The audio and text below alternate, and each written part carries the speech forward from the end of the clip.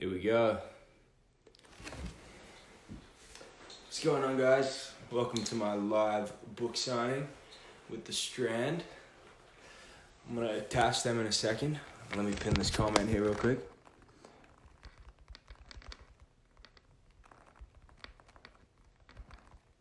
Strand Bookstore. Perfect. We're on, we're rocking. We're on and popping. All right, let me see if they've requested this yet.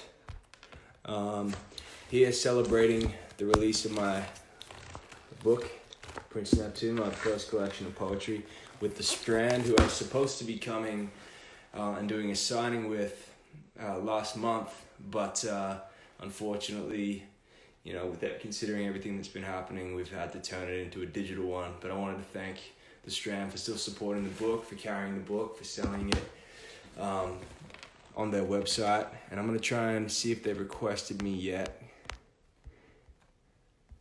Here we go.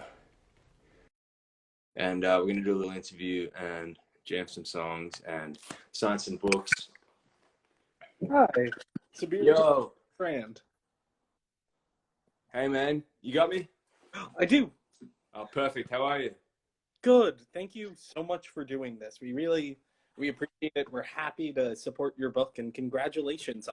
No worries. I got this thing right here. Thanks for carrying it. Thanks for supporting it. And sorry we couldn't get out there in person to do a signing, but hopefully this suffices for the time being. Oh, no, this is perfect. It's great. We just really wanted to share your news with all of our followers. Say it again. You cut out a little. Oh, sorry. I said we just really wanted to share the new book with our followers. Yeah, absolutely. Absolutely. And I guess for everybody joining in now, you can actually buy a signed copy of it at the link in my bio. The Strand's kind enough to help me get these all out to you guys during this time. So if you go to my link in my bio, you can actually order a signed copy through The Strand right now of the book. So for those of you who haven't got one yet, the signed one's the best one to get. That's great. And so I guess a good place to begin might be if I just did a quick sort of review of Prince Neptune, and then we segued into some questions. Absolutely. Yeah. So I'm thrilled to be here with you tonight, conjuring vivid imagery and drawing from the four elements, earth, air, fire, and water. Prince Neptune presents poems and prose on themes of life, love, family, escapism, environmentalism, with this overarching narrative of nature as a nod to the author's passion for the earth and the environment. Cody's poetry combines themes of freedom and the ocean with the wisdom of an old soul. So without any sort of further introduction, tell me about Prince Neptune. What made you write this collection? Sure. Well, I started writing quite seriously probably about 5 years ago.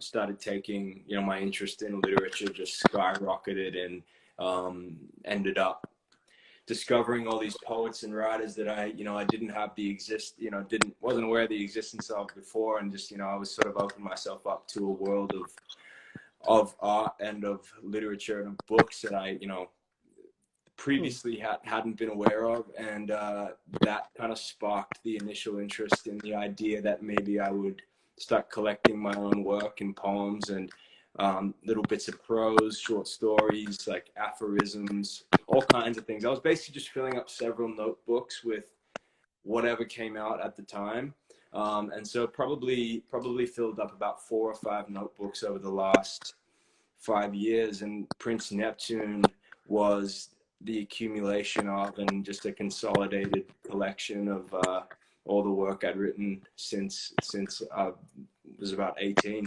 to now. I'm 23 now, so. Wow, that's a considerable amount of writing. Did you find it different writing sort of poetry and prose from writing lyrics? Yeah, I found a lot more freedom in it, actually. I found it was like a really liberating experience. I think when you're writing songs, you kind of have to abide by certain structures and certain forms that, in poetry, especially in like stream of consciousness writing and in writing poetry in general, there's a lot less. There's really no rule book, you know, and Yeah. there's much less structure that you have to abide by. Obviously, you know, there's certain pentameters and things that, you know, some poets work with, but for me, it's like a lot of my stuff is very free form. And so I found a lot of freedom in that, being able to sort of write from the core of my mind and not have to filter it or structure it and just let it kind of explore itself on the page, you know? Yeah, well, that begs the sort of question, like if it was coming out so sort of naturally, were there any poems in the collection which were difficult to write? Um, some of the longer poems, because will end up writing, you know, I wanted to keep this book to less than 150 pages, which we did. But there was some poems that I ended up kind of shortening or editing down because I would often, you know, I would have these poems that would kind of sprawl for 7, 8 pages, and some of them I kind of would cut, you know, unnecessary stanzas out and kind of necessary pages out because I wanted to keep it as concise as I could. You know what I mean? I think that's the kind of struggle with writing and with poetry, is that finding the most powerful things to say in the least amount of words. You know, trying to cut the fluff is the tough part. You know, trying to cut the unnecessary aspects. No, that makes sense because like the idea is you're trying to zero in on something concrete and honest. Though, Yeah. mind, like, was it hard to sort of expose yourself, expose your writing to like the general public, your audience?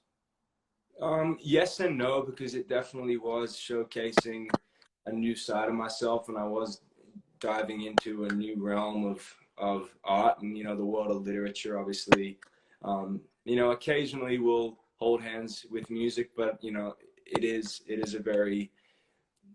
its own whole space, you know, and I hadn't something I hadn't explored before, and so obviously, having lived a life since the very beginning of my career, having started quite young in the public eye, and having been quite used to people following along with my life, and almost, you know,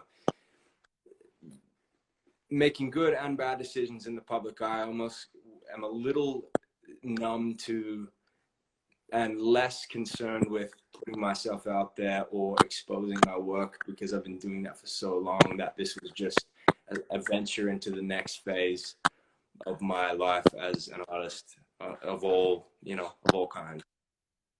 No, that makes perfect sense. The idea Yeah. that it's liberating to you at this point. Yeah. But Yeah. You know, it was kind of like, I kind of likened it to when I held my very first physical CD in my hands. Obviously, we don't really make physical CDs even anymore, but having like a tangible product that I created was very similar to me holding the first CD I ever made in my hands, or the first album I ever made in my hands when I was young. And so, like, holding this was a very similar experience when they sent me the first copy. oh, that's amazing. And Yeah. like was so like in your poetry there's, well, I guess the best way to put it is there was this one line which really struck me. Artists are most apt to seduce us to life, and I was curious what you meant by that, but also how it plays into like your general ethos as an artist. Right. I think the artist's job ultimately is to entice us into living a life less concerned with convention and almost like the bourgeois structure of the everyday life. You know, an artist's job is almost to rebel against that and to live a life a little bit against that conventional grain. And so I always found that an artist's job, or artists that I've enjoyed the very most and that have sort of touched me in the most visceral way, have almost seduced me into living a life that's a little more dangerous than the one I had previously lived. and seduced me into doing things that, or exploring parts of my brain, or almost challenging my idea of life and my idea of myself. And that's what I always think a good artist does, is they kind of challenge you subconsciously. And that's what at least my favorites have done for me, and that's kind of why I was quite steadfast in and pressuring certain poems to get kept in the final publication. Stuff, you know, about rebellion, and you know, there's certain kind, you know, fairly anti-establishment, anti-government themes that I, you know, touch on. You know, I talk about sex, I talk about all these different things. So it's just like wanting to challenge and explore themes that a lot of people and a lot of writers don't like to, especially young ones, you know. It's true. Yeah. You know, I noticed, like, if I were to say there was a general theme in the collection, reading through it, I'd say it's like authenticity, like living an authentic life. And so I was Yeah. sort of, I feel like that very much like speaks to how you're describing the book in your writing process. Yes. Say that last part one more time. Sorry. Oh, I was saying, I think that very much speaks to like your sort of writing process and the themes you were talking about in the book. Oh, Like, yeah. Yeah, absolutely. And I mean, I try to keep it as authentic as possible, I guess. Try to just write from, you know, brain to hand to page and leave it there, you know. yeah. Yeah. And then touching upon one of the things you brought up, I noticed like a lot of your poetry deals with sex specifically, and I was curious what it's like writing about sex, like being that vulnerable or even like disenchanted at times. Right. I think it's a theme that some people strangely find taboo when it's a pretty common part of life. And you know, I think there was a quote or a piece of work I wrote in the book that said sex is life's singular divine mechanism, and what I meant by that was it's the reason life is prolonged and perpetuated, is the need for and the desire for it.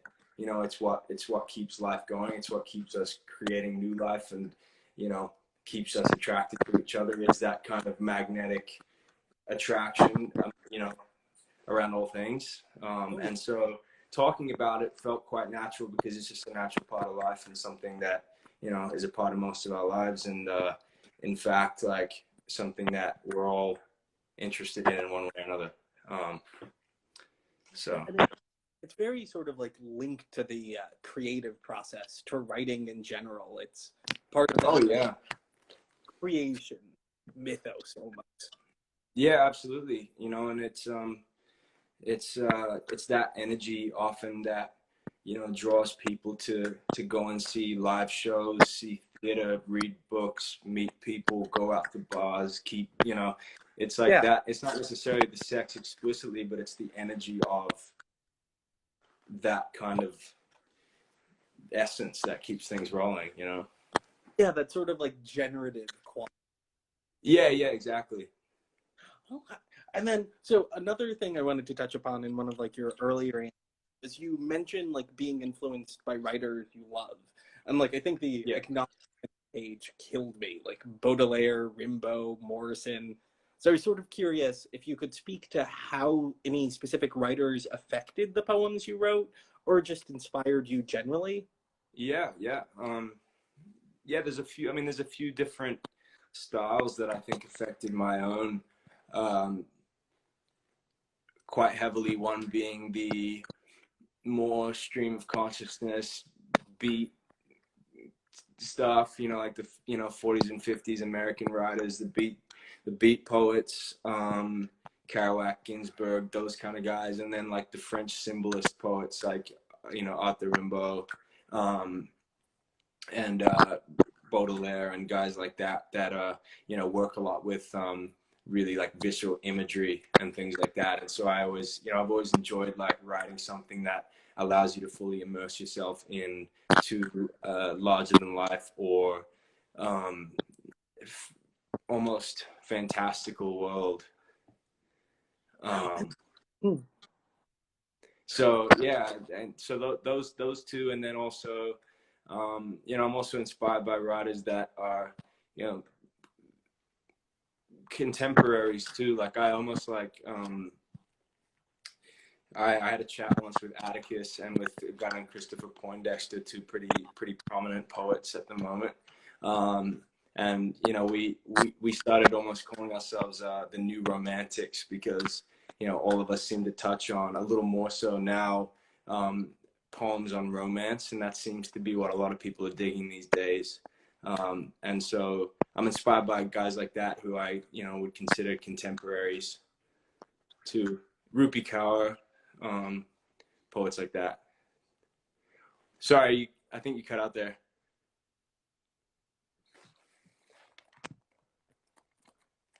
Yo, I think you just got muted a little bit. Sorry. I think the volume's down. I missed that last part there. Do you want me to re-request you? Re-request me.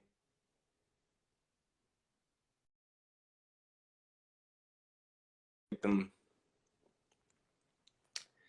going to take them off and re-request them here because I couldn't hear them. My Wi-Fi seems to be fine. You can't hear me? Oh, shit. Hang on.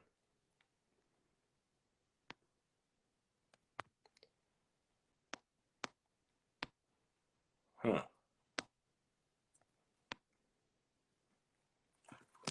Can you guys hear me at the moment? Or is it completely off?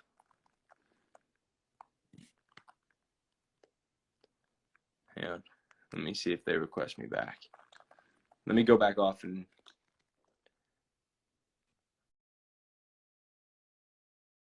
let me add in the strand one more time.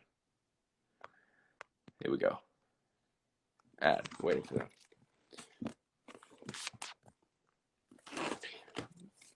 By the way, if you guys are still there, hey, we're back. Good. Yeah, I can hear you again. Perfect. Sorry, I was just finishing with talking about some of the guys that inspire me that are writing at the moment that are prominent poets at the moment, like Atticus and Christopher Poindexter.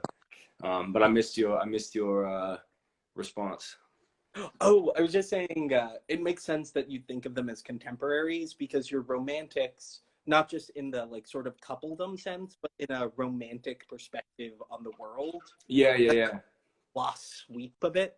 Right. Yeah, and yeah, I guess romanticism, isn't necessarily just exclusively related to love and relationships and the connection between two people. I think it's also about a broader perspective of life too. Yeah, no, you're 100% correct. And so I guess Right. another question would be, were there any ideas that didn't make it into the book? Any topics you just like couldn't touch? Say that one more time. Oh, were there any ideas you wanted to explore that didn't make it into the book? No, not that I can remember. I think I pretty much included everything I wanted to include. Oh, that's wonderful. Yeah. So it was just like almost like a constant creative flow of just filling those journals with ideas as they came to you just through your hand. Yeah, exactly. Because I think, having included things, a little, I think there are multiple sides to me and to the work I do, and some of it's sweeter and some of it's more aggressive, and I think I've included a little bit of both in the book itself.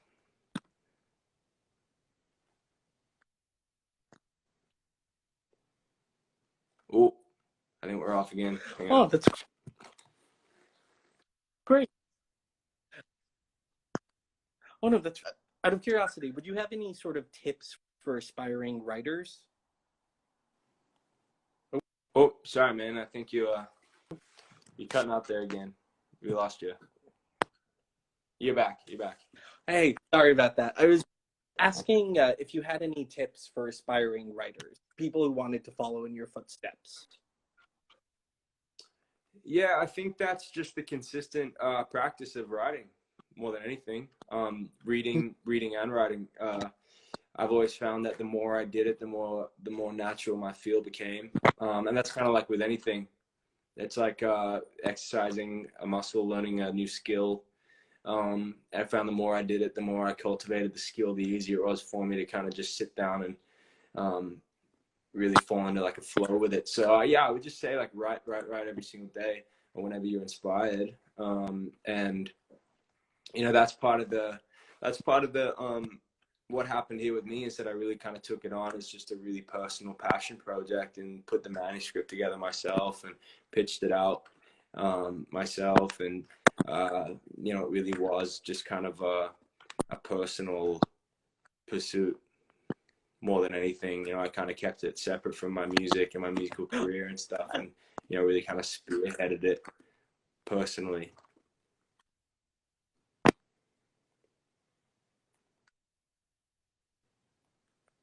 Damn, we lost him again.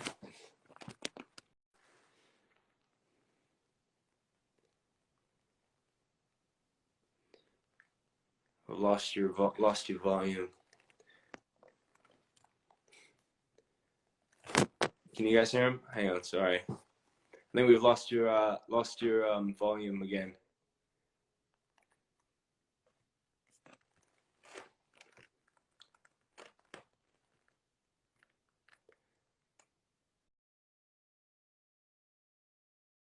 Hang on. Let me see if I can reconnect it one more time. And then I'm gonna play some music and read some poems from the book. It's finally me with the good Wi-Fi this time. By the way, for those of you guys tuned in, we're doing signed copies, a few more signed copies through the Strand bookstore in New York, of my collection of poetry. So if you order one tonight, you can, at the link in my bio, you can get a signed copy. And the Strand has been gracious enough, generous enough to help me get those out to you guys. Let me add them in one more time, and then I'm going to read some poems for you.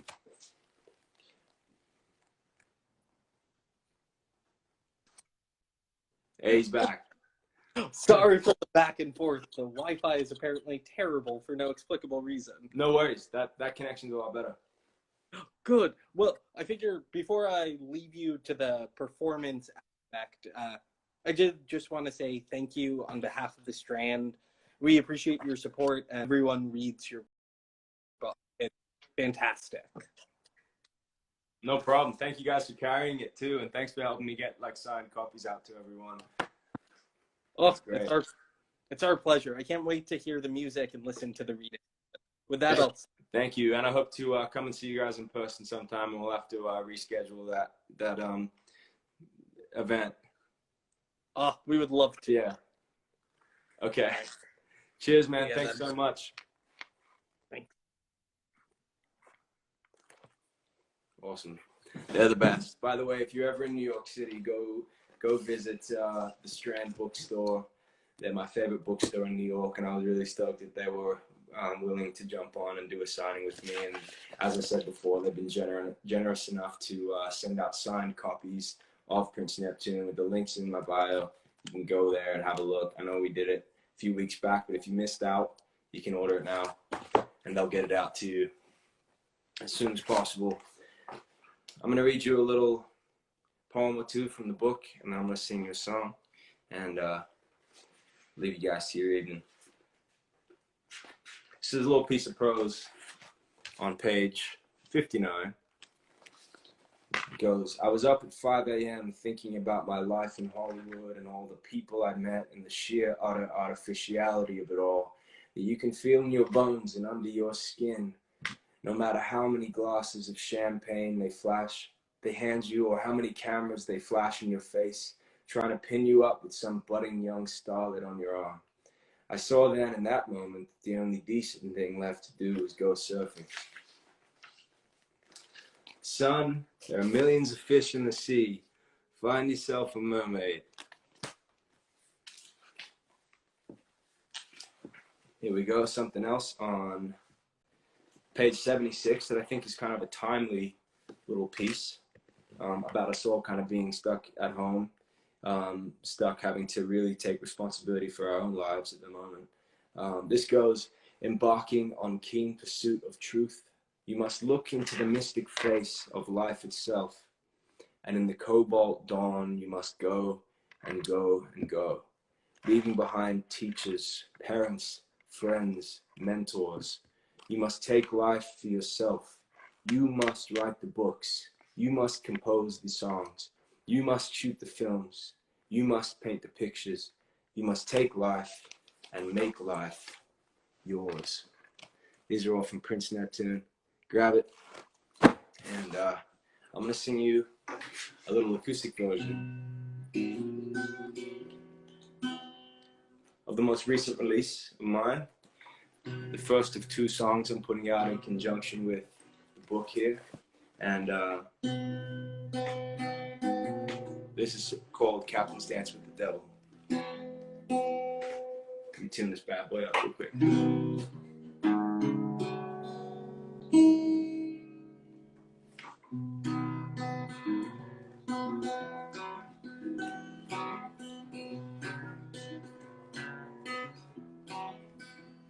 This young sailor is gonna drown. This old ship is sinking down, and his cheeks are black and blue, and he's murdered all his crew. This young sailor is gonna drown. This young man is going to die, cursed as soon as he saw the sky. The clouds are black as hell, and as far as we can tell, this young man is going to die.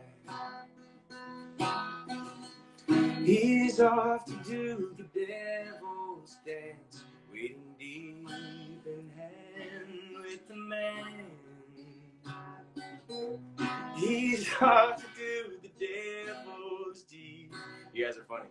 Never see the shoreline again, and he'll never see the shoreline again.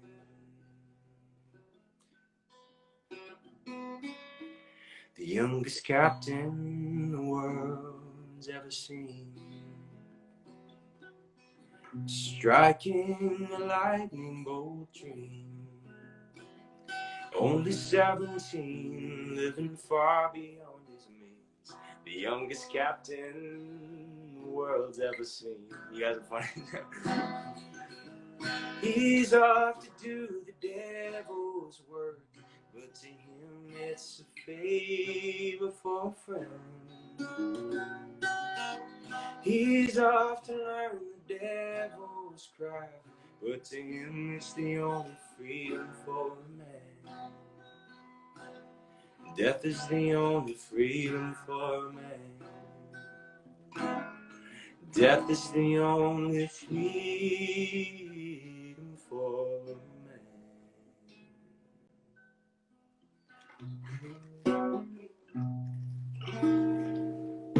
Thank you guys so much. Thanks again to The Strand. You can get your signed copy of the book, the link in my bio.